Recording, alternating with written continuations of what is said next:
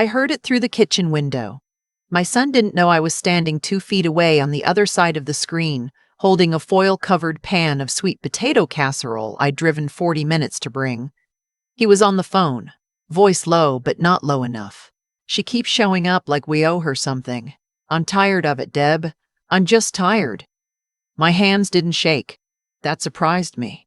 I stood there on the back porch of the house I helped him buy, the November air biting through my cardigan, and I made a decision the same way I'd made most of the important ones in my life. Quietly, without announcement. I knocked on the door like I'd just arrived. My son Warren opened it with that smile he keeps near the surface for occasions like this, the one that doesn't reach his eyes. Mom. Hey, we weren't expecting you. I know, I said. I brought casserole. His wife Deborah appeared from around the corner, wiping her hands on a dish towel. She took the pan without looking at me directly. Oh, thanks. We already ate, actually. You should have called. I sat at the kitchen table while they moved around me like I was a piece of furniture they'd agreed to keep but hadn't found a good spot for. Their daughter, my granddaughter Iris, was upstairs. I could hear her music through the ceiling. She didn't come down. Nobody called up to tell her I was there. I drank the glass of water Warren set in front of me. I didn't touch the coffee he didn't offer. I stayed 20 minutes, said I needed to get back before dark, and left with the same quiet I'd arrived with. In the car, I sat for a moment before starting the engine. The street was ordinary. Oak trees, mailboxes, a neighbor's dog nosing at the curb. The kind of street where nothing extraordinary ever happens unless you're listening for it. She keeps showing up like we owe her something. I started the car and drove home. That was a Thursday. I didn't sleep well. Not from grief exactly, more from the particular alertness that comes when something finally becomes undeniable. I'd known for a long time. The way you know a tooth needs pulling before you pick up the phone to make the appointment. The knowing and the doing are two different things. Friday morning, I made oatmeal. I sat at my kitchen table, the same one I'd had for 30 years. The one with the water ring on the left side from when Warren was 16 and left a wet glass there every single morning, no matter how many times I asked him not to. I looked at that ring and thought, I kept this table. I kept every imperfect thing he left behind, and he called me a burden on a phone he didn't think I could hear. I got out a yellow legal pad and a pen. Not to write a letter. Not yet. Just to think on paper, the way I've always done when the thoughts get too loud for just my head. At the top I wrote, what is actually mine? The house I lived in was mine, paid off 14 years ago. The savings account was mine, built over 4 decades of teaching 3rd grade. The car was mine. The furniture, the dishes, the garden in the backyard that Warren had once called overgrown but which I knew by heart down to the last rosemary bush. Then I wrote a second column, what I gave away. $42,000, down payment on Warren and Deborah's house. 6 years ago, when they said they were just short and it would only be temporary. And of course we'll pay you back, Mom. You know we're good for it. I still had the text messages. I'd never looked at them again after the first year passed without a word. I also gave them time. Every Sunday for 3 years before Deborah decided Sunday dinners were too much pressure. I gave them attention, presence, the particular kind of reliability that people take for granted until it's gone. I gave Iris the handmade quilt on her bed that took me 4 months to finish. I gave Warren the pocket watch that belonged to his father because Warren asked for it and because his father was gone and I thought it would matter to him. Maybe it still did. I didn't know. He never mentioned it. I put down the pen and looked at what I'd written for a long time. There's a woman I know named Sylvia. We met at a continuing education class at the community college about 7 years ago, a watercolor class neither of us was particularly good at. She's a retired contract attorney, sharp in a way that doesn't show off, and we'd stayed in loose but reliable contact since. Coffee a few times a year. The occasional phone call when one of us needed to think out loud. I called her that Friday afternoon. I didn't tell her everything, just that I had some questions about gifts, property, and whether anything could still be done once money had been given with good intentions and no paperwork. She was quiet for a moment. Then she said, "Come over Saturday. Bring whatever documents you have." I slept better that night. Sylvia's house always smells like wood smoke and strong coffee. She had a fire going even though it wasn't that cold. She looked at the folder I brought, the bank transfer records, the text messages I'd printed out, the letter I'd written at the time explaining the gift. She read carefully. She didn't make sounds while she read. When she was done, she set the folder on the table and said, "The money is gone. You can't reclaim a gift. But that doesn't mean you're starting from zero." She explained what I still controlled. My will, my accounts, my beneficiary designations on my life insurance and retirement funds, my medical power of attorney, which currently had Warren's name on it, signed in a more hopeful time. "You can change all of it," she said. "Today, if you wanted." I looked at the fire for a moment. "I do want," I said. She gave me a list. Names of people to call. Documents to gather. An estate attorney she trusted named Robert Finch, who she said was precise and didn't waste your time with explanations you hadn't asked for. I folded the list and put it in my purse. On the way home, I stopped at the grocery store. I bought soup ingredients and a single piece of good chocolate and a small pot of yellow chrysanthemums for the windowsill. Not for any occasion, just because I wanted them there. Monday morning, I called Robert Finch's office. His assistant gave me an appointment for Wednesday. That gave me 2 days. I used them. I went through every document in my filing cabinet. I found the life insurance policy, the retirement account paperwork, the will I'd written 10 years ago when Warren was still the person I believed him to be, or at least the person I needed to believe he was. His name was everywhere. Executor, primary beneficiary, medical decision maker. I read through every page like I was reading it for the first time. In a way, I was. Tuesday, I baked. Lemon pound cake, the good recipe with the glaze. I didn't bring it anywhere. I ate a slice with my afternoon tea and left the rest on the counter and felt something settle in my chest that I hadn't felt in longer than I could name. Like a room that's been stuffy finally getting a window opened. That evening, Iris called, not Warren. Iris, she's 17. Her voice on the phone was careful, in the way young people's voices get when they're saying something they know is complicated. "Hey, Grandma. I heard you came by Thursday." A pause. "I didn't know you were there. Mom didn't tell me until after." I didn't rush to make her feel better, that old reflex, the one that smooths over everything before anyone has to sit with discomfort. I let it pass without answering the door. "What do you know about Thursday?" I asked her. Another pause. "I know Dad was on the phone before you came in. I was at the top of the stairs. I heard what he said." I waited. "I don't think he meant it the way it sounded," she said, but her voice didn't carry the sentence the way she'd intended. It went soft at the end, like she didn't quite believe it herself. "What way did it sound to you?" I asked. She was quiet for a long moment. Then, like you were a problem to be managed. I thanked her for calling. I told her I wasn't angry with her. I told her we'd talk more when the time was right. She said okay in a way that meant she had more to say but didn't know if she was allowed to. After we hung up, I sat with my tea until it went cold. Robert Finch's office was on the second floor of a building downtown that smelled like carpet cleaner and old wood. He was maybe 60, compact and unhurried, with the kind of stillness that comes from decades of delivering hard news without flinching. I told him what I wanted. I want to remove Warren as executor of my will. Remove him as the primary beneficiary.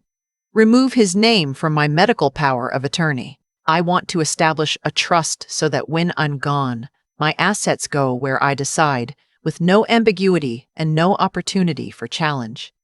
He didn't raise an eyebrow. Just opened his notepad. "Do you have someone in mind for executor?" I'd thought about this.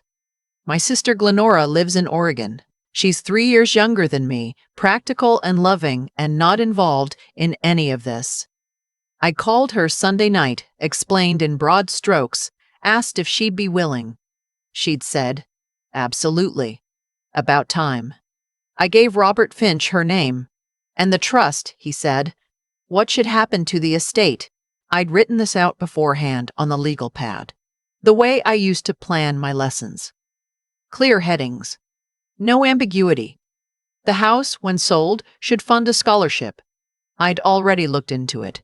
The local community college had a foundation for non-traditional students, adults returning to school after hard years. I'd been one of those people once, briefly, before I found teaching. I knew what it cost to start over with nothing but the will to do it. Robert Finch wrote everything down. Before I left, he said, "I want you to know this is one of the clearest briefs I've received in some time. You've done your thinking." I told him I'd had the better part of 67 years of practice. I changed the locks on a Thursday. The locksmith was efficient and didn't ask questions. When he handed me the new keys, I felt something I hadn't expected. Not satisfaction, not triumph, just solidity.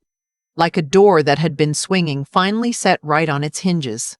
I made 4 copies, one in my purse, one in the fireproof box in the closet, one with my neighbor Opal, one in the safe deposit box at the bank. Opal has lived next door for 11 years. She brings me tomatoes from her garden in August and doesn't overstay her visits. She took the key without drama, just looked at me and said, "You doing all right?" "Getting there," I said. "Good," she said, and went back to her yard. That's the kind of friendship worth protecting. The call from Warren came on Friday evening. "Mom, what's going on? My key doesn't work." I was sitting on the back porch watching the last light go. I'd been expecting this. "I changed the locks," I said. A pause. "Why?" Not even a question mark in his voice. Just the flat shape of a man who expected things to remain as he'd left them. "Because it's my house," I said. "I have some of my stuff there, in the garage. I'll set it on the porch," I said. "You can pick it up this weekend." "Mom." His voice shifted. Softer now, the version he kept for when the flat version didn't work. "What is this about? Talk to me." I thought about what to say. I'd rehearsed a few versions and discarded them all. In the end, I said, "I heard what you said on the phone, Warren." Before I knocked, I heard all of it. Silence. That wasn't. I was venting. I was stressed. "You know how things get." "I do," I said. "I've known for a while."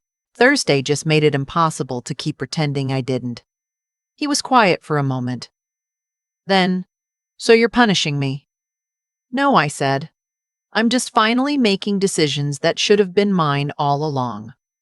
He didn't respond to that. After a moment, he said he'd come by Saturday for the boxes. I said fine. I said goodbye. I set the phone down on the arm of the porch chair and looked at the rosemary bush at the corner of the garden. Frank, my husband, planted that bush the spring before he got sick. It had survived 3 hard winters, and one year I nearly forgot to water it at all.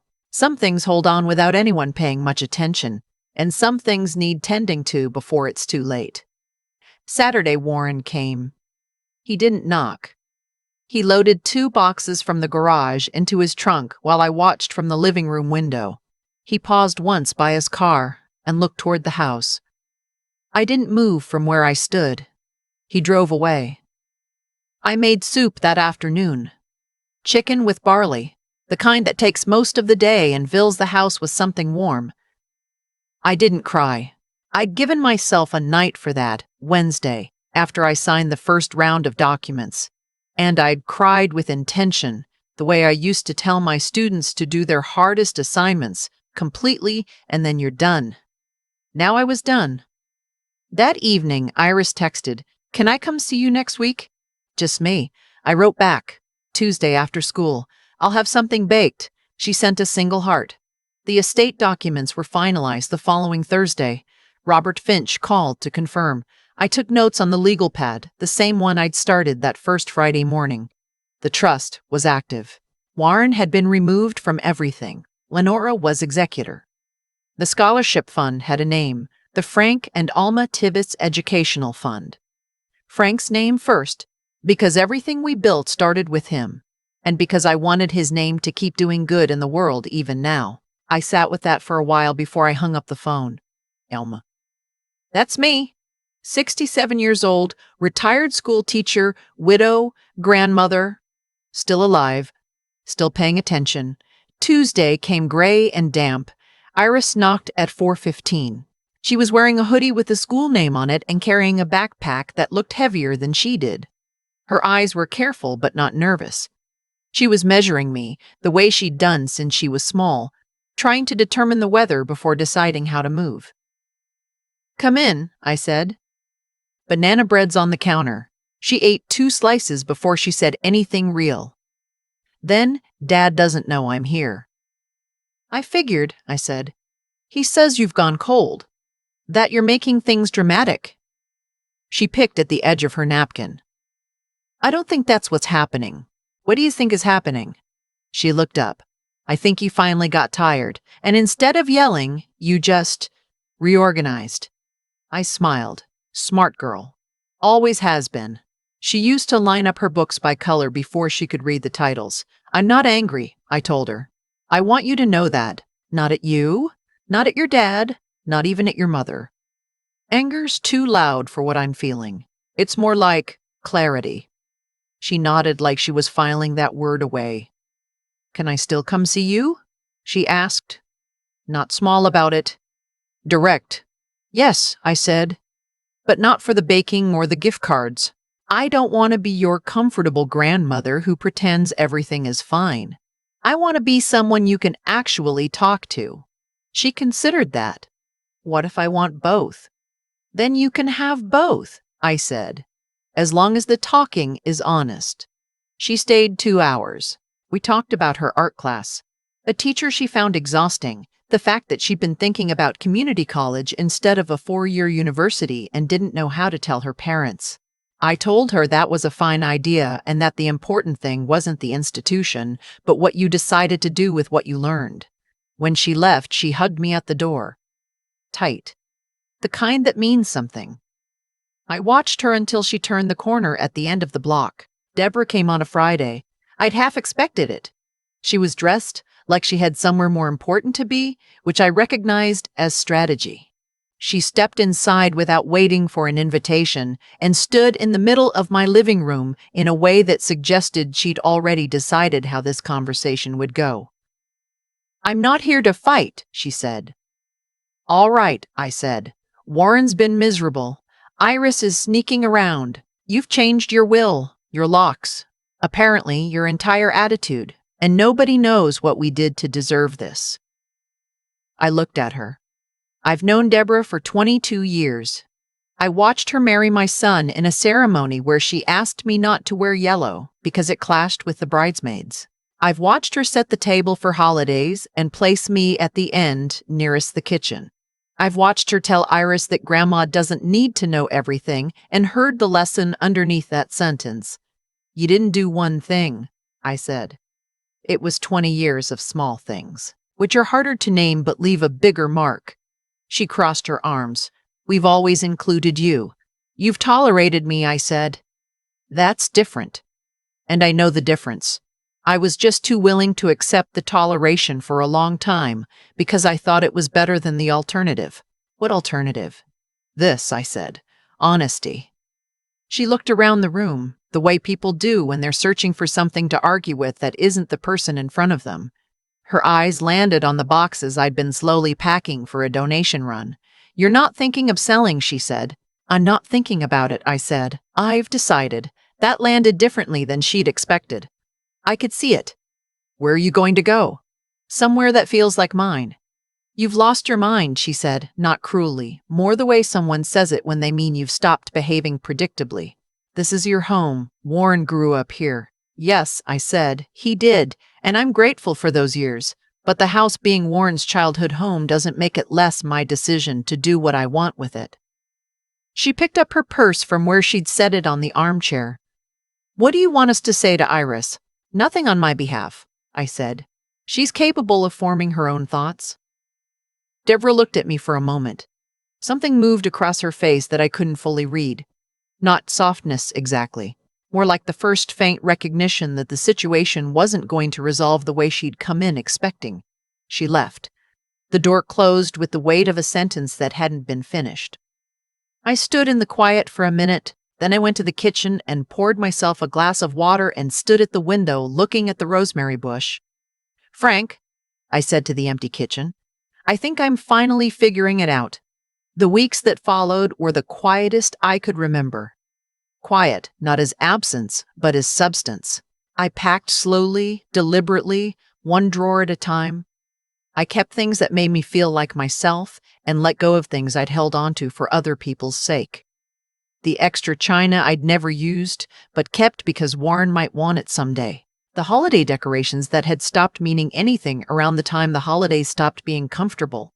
The guest towels that had sat folded in the linen closet for 6 years, waiting for guests who didn't come. I found a small rental unit in a complex near the nature trail where I used to walk in the mornings.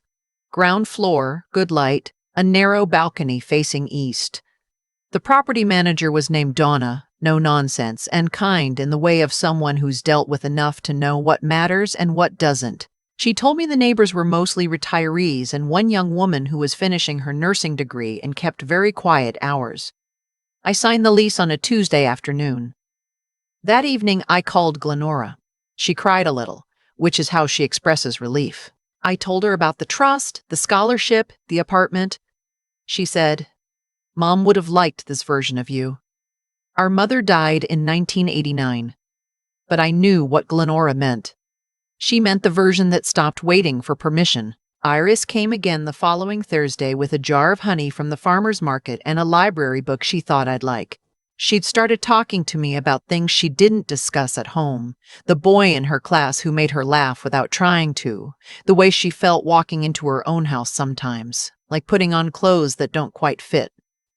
"Does it get easier?" she asked once, "deciding what you actually want instead of what everyone expects?" "Yes," I said, "but it takes practice. The first few times feel selfish. Then you realize that's just what having a self feels like." She considered that for a long time. "I want to volunteer at the community college this summer," she said, "in the tutoring center. Mom thinks it's a waste of time because it doesn't pay. Does it feel like a waste to you?" "No," she said. "It feels like the first thing I've chosen for myself in a while." "Then do it," I said, "and come tell me how it goes." Warren wrote me a letter, handwritten, which surprised me. He's not a handwriting kind of person.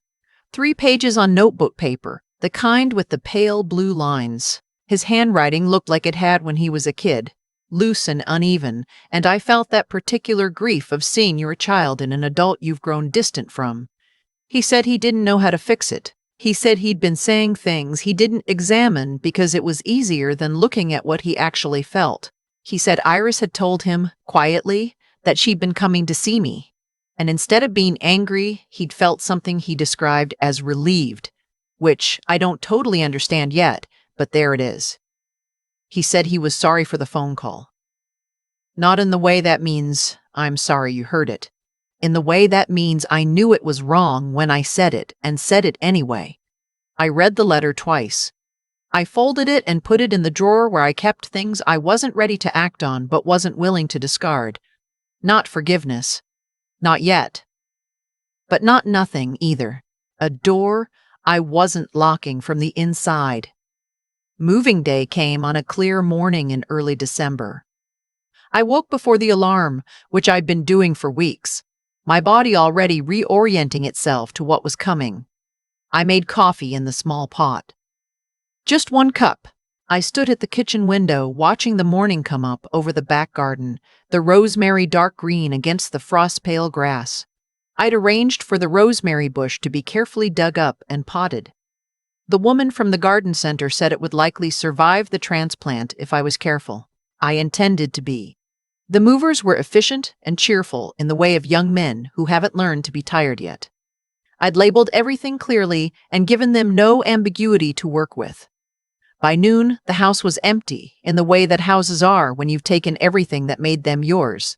I walked through each room once. Not to be sentimental. To be complete. In the kitchen, I ran my hand along the counter where I'd stood 10,000 mornings making lunches, making coffee, making the ordinary machinery of a life that was both more and less than I'd expected.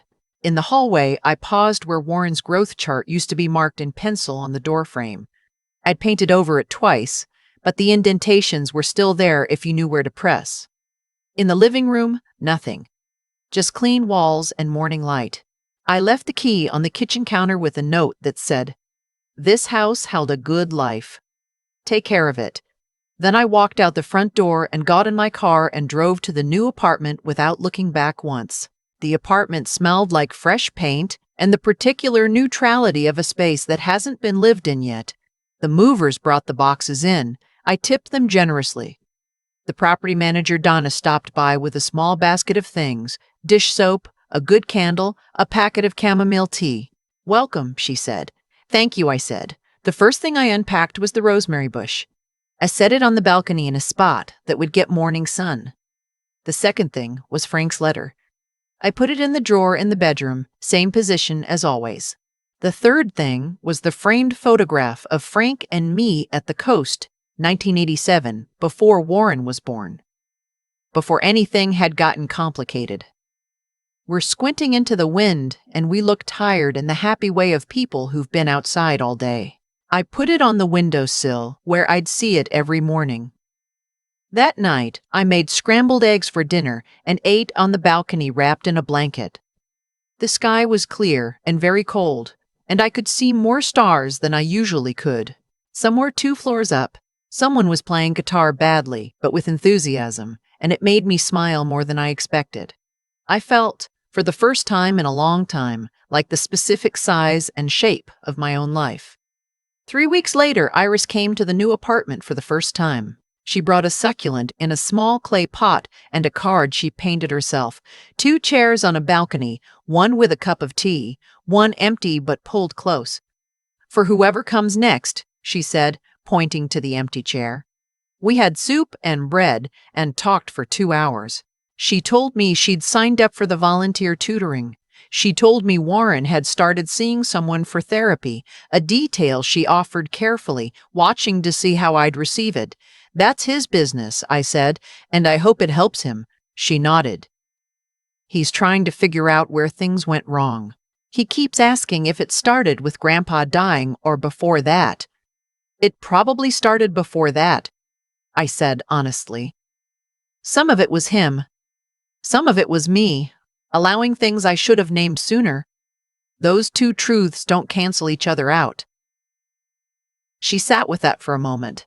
"Mom's still angry," she said. "She says you got what you wanted. What do I want, do you think?" Iris looked around the apartment. At the rosemary on the balcony, the photograph on the windowsill, the pot of soup still warm on the stove. "To take up your own space," she said, without apologizing for it. I reached across the table and put my hand over hers. "You're going to be fine," I said. "Whatever you decide, wherever you go, you're going to be fine." She left at 8. I watched her from the balcony until she reached her car, then stayed out a little longer in the cold, my hands wrapped around a mug that had gone lukewarm. The stars were out again. The rosemary was holding on. I thought about Warren's letter in the drawer. I thought about Deborah standing in my living room telling me I'd lost my mind. I thought about the phone call I'd stood outside and heard, the moment that started the unraveling of a version of myself I'd held together long past the point of usefulness. She keeps showing up like we owe her something. He was wrong. Not about the debt. There was no debt. I'd never intended one. He was wrong about the word. I wasn't showing up because I thought they owed me anything. I was showing up because I loved them, because I thought love meant showing up regardless. What I'd finally learned was that showing up where you are, not truly welcomed, is not love. It's just hope.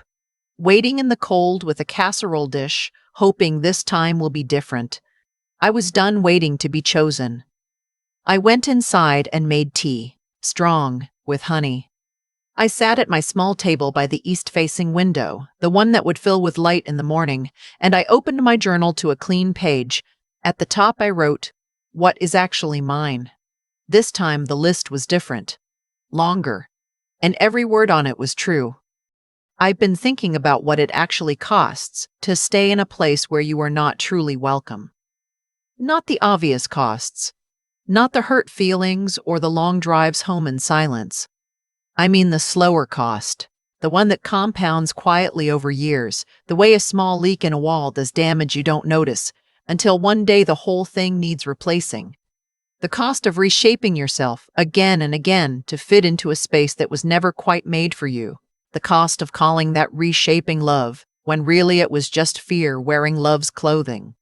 What I did: changing the locks, rewriting the will, walking out of a house I'd lived in for 30 years.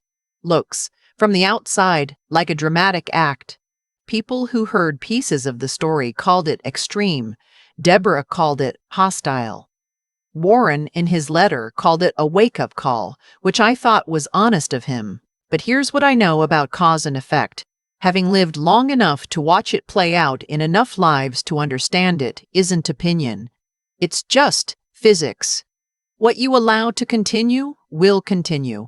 What you accept as your worth becomes your worth. Not because the universe is punishing you, not because of anything mystical, but because the people around you take their cues from how you treat yourself. When I kept showing up to a table where no one saved me a seat, I was teaching everyone in that family that I didn't require a seat. When I absorbed Warren's indifference without naming it, I was confirming that the indifference was acceptable. The lesson I was teaching, without intending to, was that I could be managed rather than loved. The moment I heard his voice through that kitchen window, something in me stopped being willing to teach that lesson anymore. That's not cruelty. That's not giving up on family. It's understanding that there is a difference between love and the performance of love, and that spending your energy on the performance year after year produces exactly nothing of worth for anyone involved. Warren didn't become more aware because I kept arriving with casserole dishes. He became more aware when the casserole dishes stopped and the key stopped working, and his name started disappearing from documents he'd assumed were permanent. Iris understood something about this instinctively. She's 17 and she already knows the difference between belonging and being accommodated. That clarity is intelligence, the kind that doesn't come from a classroom. It comes from paying attention to the texture of things, from being willing to name what you actually feel instead of what's convenient to feel.